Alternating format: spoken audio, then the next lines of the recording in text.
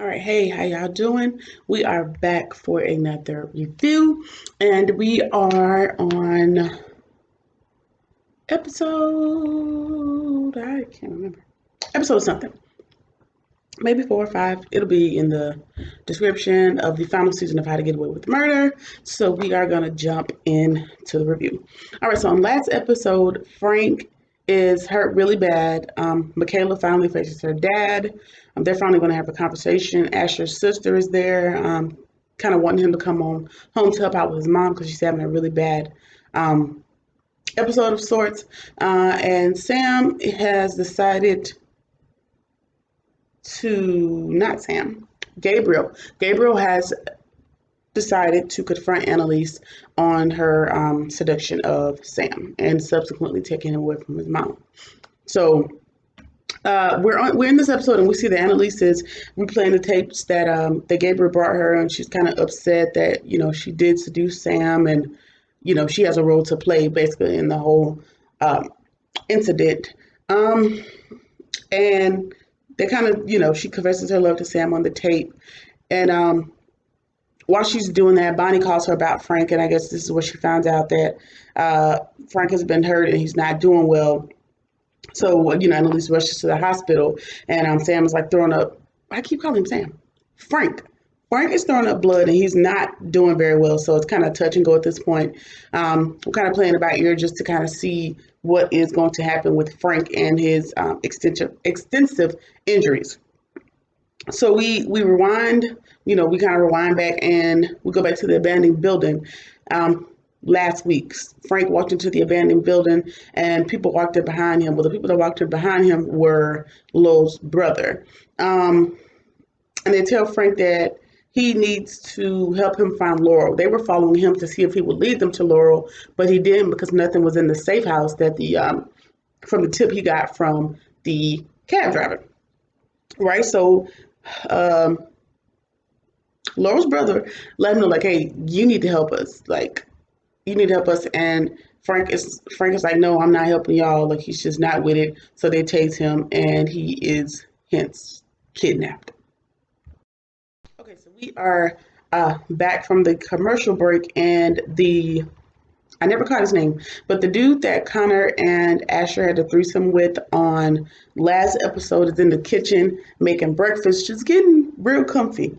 And Oliver is still excited, like, I let's do this again. Like, he's really excited about the fact that there's a third person involved at this point. And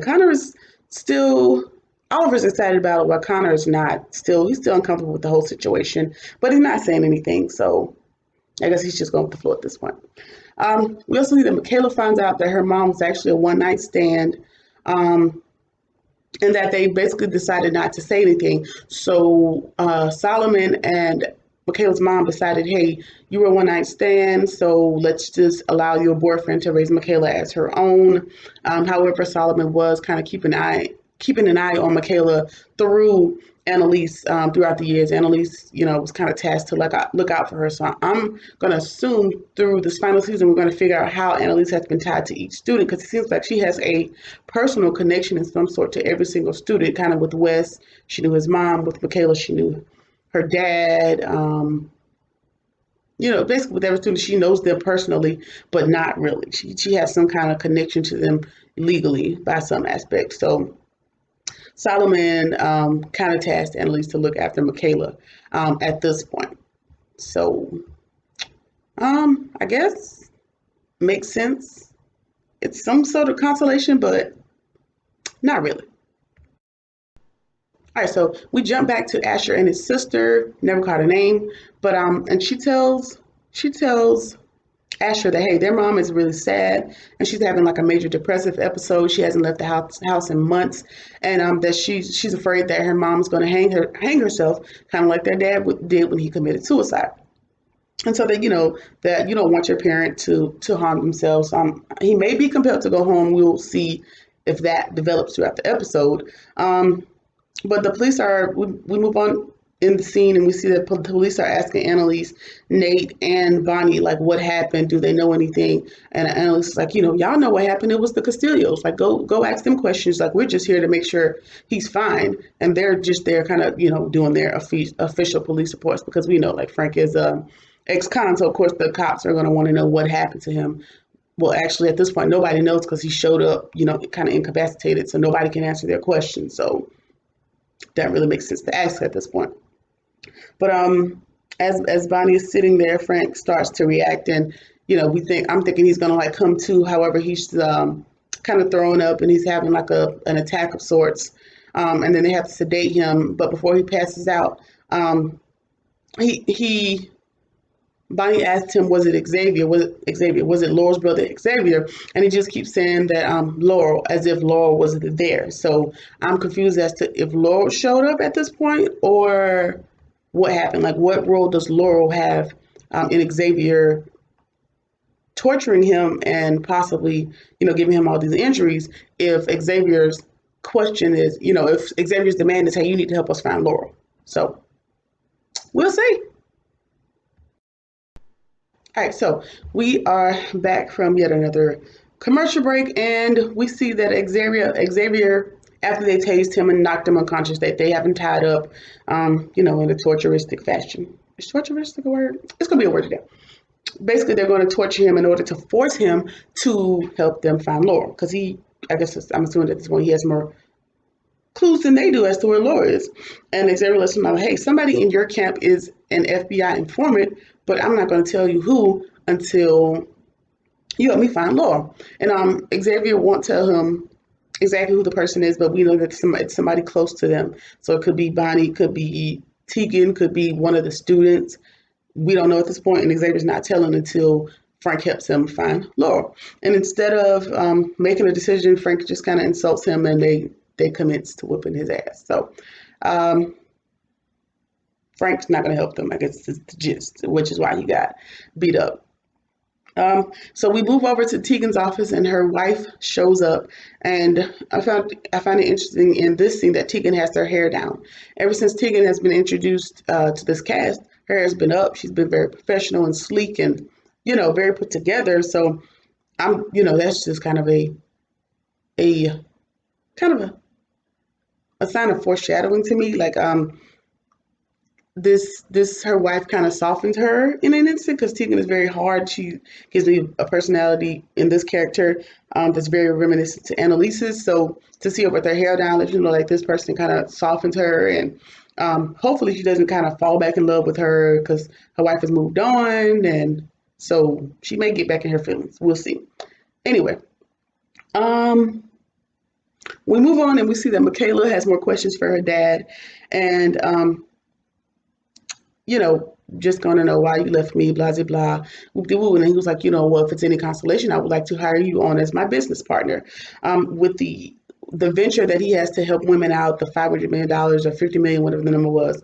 He wants Michaela to head up that department to kind of help him out and be a business consultant. But to Michaela, it sounds like, no, I'm just an employee. But he lets her know like, hey, no, you're going to be getting whatever percentage of any proceeds that I make on this project. So you would essentially be, like a minor partner of sorts. So so they agree on about 4% of future kind of business revenue that he takes in from whatever that business venture is. So I guess that's some sort of consolation for her whole life. It would be for me, but okay, sure. We also learned something interesting in this episode. We learned that Asher's mom intimidated some girl out of testifying against Asher on some potential rape charges. So I'm sure they'll expand on that more in the next, the coming episodes. But it looks like his mom talked her out of some rape charges, and his sister was like, "Well," he was like, it wasn't me. I was just there. It was my friends." So that was definitely weird, because it seems like Asher was coming unravel because he doesn't feel accepted. He doesn't feel like anybody wants him, and he kind of has a sense of entitlement that's coming off this season. So we'll kind of see how that comes into play as well. We'll move on to Annalise is at the house, and she's looking for everybody just to kind of give them the news about Frank, and she lets them know like, hey, y'all need to be prepared for the worst, because if he doesn't make it, maybe the Castillos will come after them as well, and just kind of preparing for the worst possible scenario. And Oliver also lets him know, like, hey, he did find Laurel, and I helped him. He didn't want everybody to know, so um, shit's about to get thick.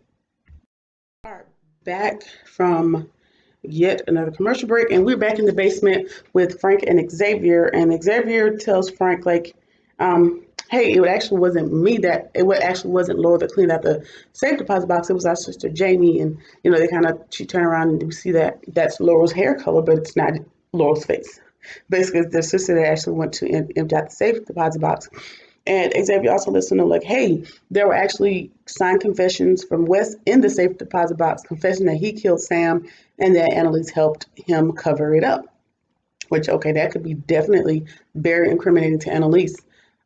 So Xavier kind of has very incriminating stuff on Annalise, but the goal is to take her down. So I'm not quite sure why he hasn't kind of turned that over to the FBI as an informant, because of course the Castillos hate Annalise because their dad is in jail on account of Annalise. So why aren't you using the evidence? I'm not sure, but we'll see what happens with that. All right. So also, so Frank still doesn't decide to help them, and they commence to torturing him even more. So we go back to the hospital, and we see that Frank, the doctor, tells Bonnie that, I think Bonnie and Annalise, whoever was there, tells Bonnie and everybody that, hey, even if Frank lives because of the torturing and how they use the car battery and different things to torture him, that he may have some major nerve damage and he may actually have some major motor skill problems. So even if he were to live, he would probably have some major complications when he does make it through, if he makes it through being beaten and all that good stuff. So that will not be fun for Frank. Basically, they did a lot of damage in that attack. Yeah. So I lost my place in my notes. Okay, so we said Michaela started working for her dad, and she's going through his stuff and kind of giving him, consultation type advice and blah, blah, blah, blah. And then I guess he's not really listening to her, so she starts spazzing out again.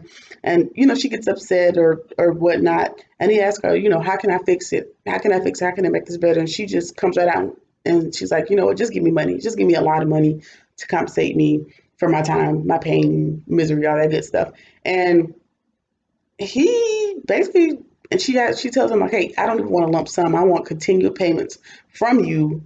I guess it's some sort of consolation for not being there during her formative years.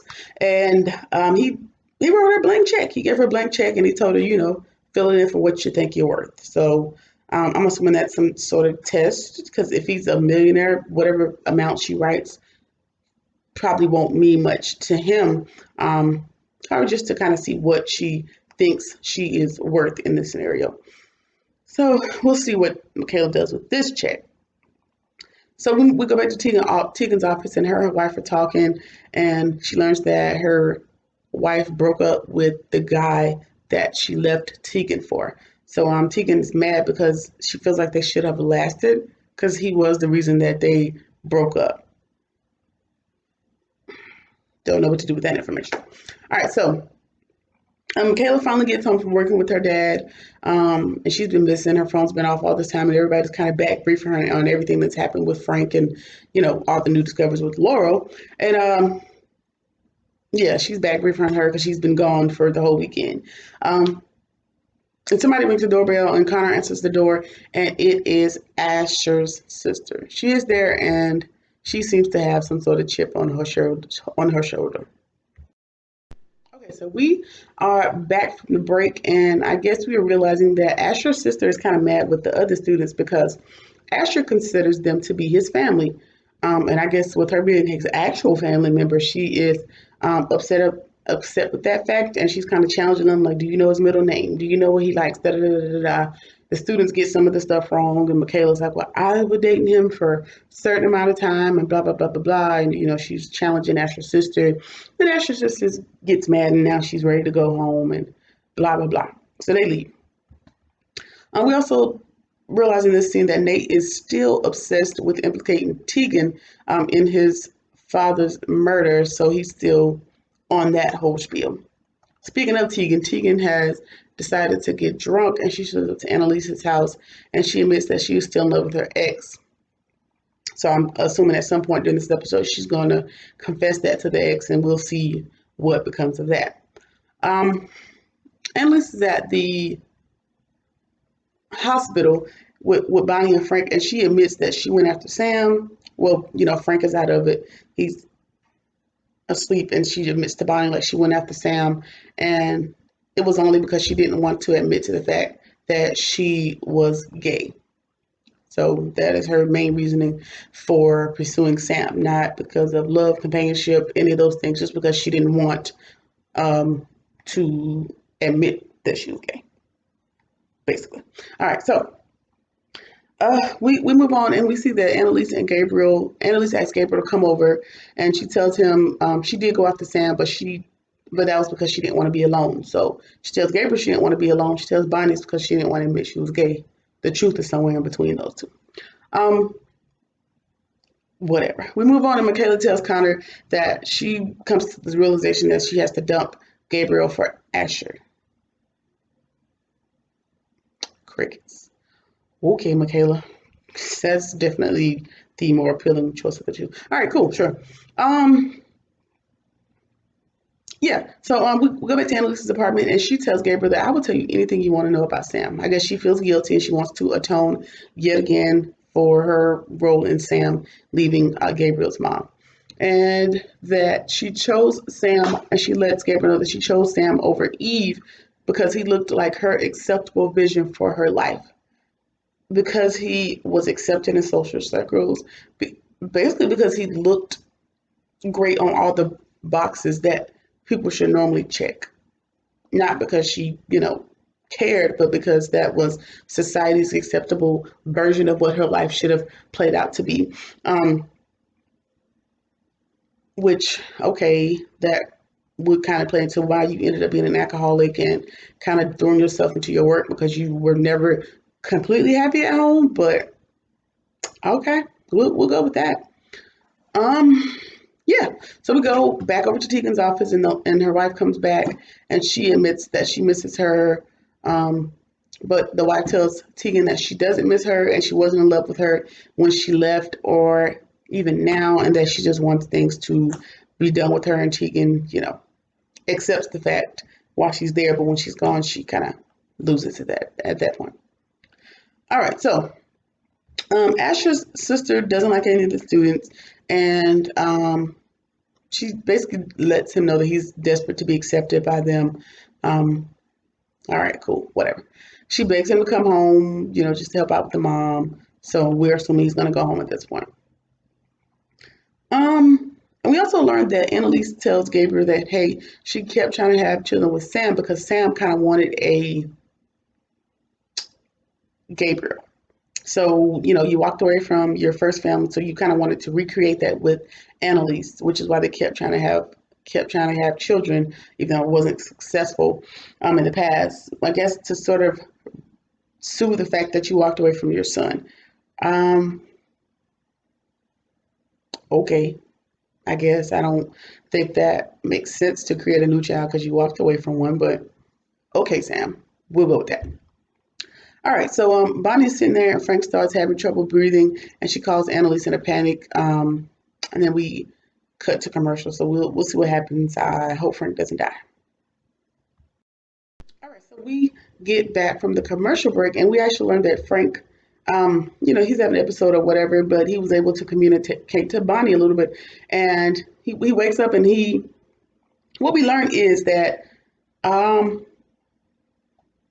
Annalise potentially helped Laurel get away. At least that's what Xavier tells us.